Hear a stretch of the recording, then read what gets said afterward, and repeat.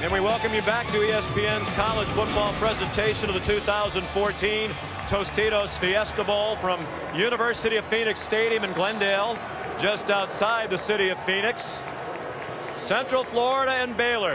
Our head coach, George O'Leary, who had an unbelievable, very long career, very successful, kind of always treated bowl games like a second opportunity at a training camp. And I think through him being, as committed and as focused as he was through, the regiment that we went about, it kind of, I think, infused the rest of the team with, I think, the importance of the game, the importance of it for not only our team and our program, but for our university and UCF as a whole, and the opportunity we had to play on that big of a stage against, a really good team in Baylor.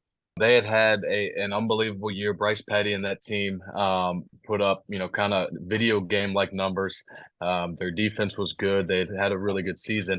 And I think, like you said, us going through what we went through during that season kind of developed a confidence to where late in games, or kind of anytime adversity strikes, somebody will find a way to make a play and kind of get us out of it. And it was always somebody different or a different phase of the team. But I think that confidence kind of reached a pinnacle in the Fiesta Bowl. With the bowl games being New Year's Day bowls, we had a lot of time extra to prepare for the Baylor offense. And we had kind of been able to look at them. Well, coaches I think they kind of knew out of the teams that were going to make it to the BCS who we might play. So I think they kind of had like a breakdown of all the teams that we were going to possibly play. And we ended up getting probably the best team for us to go against, which was in Baylor, because we felt like even though they're the highest scoring offense, that we had a really good game plan. We kind of knew the play that they were going to run. They showed that set and form, and my roommate and one of my good friends, Brandon Alexander, we kind of communicated on it because I was on the tight end and I looked at him and he kind of knew, and he knew where Bryce Petty was going with that ball from the jump, and he just picked it.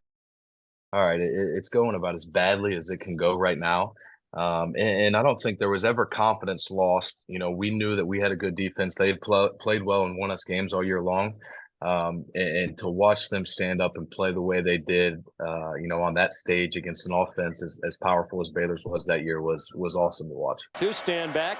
Doug once coached for George at Georgia Tech. Rennell Hall off to the races. Looking for a block. He gets help from Josh Reese and scores. Minutes ago, one timeout for the Knights.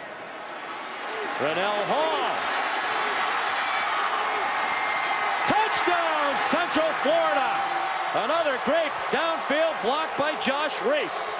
I think that team and that season was a part of what has been, a decade-long push to the top of the football world that UCF's been on. So I think for us to have a small piece of that is really special. I think that 13 team getting a chance to play on the stage that was the Fiesta Bowl, I think for, maybe the 17 and 18 team gave some of those guys, a different perspective on UCF. And I think it's like anything else. When somebody can go and do something, I think it gives others a belief that they can go do that as well. And Bortles takes another knee, and they don't have to snap it again. During my Fiesta Bowl, when I got the defensive MVP speech, I said, they didn't know who Central Florida was, but they do now, and I think that's just resonated over the last 10 years. We're a relevant name in college football now. And that was the culmination of that season, but that was the beginning of what UCF was going to be.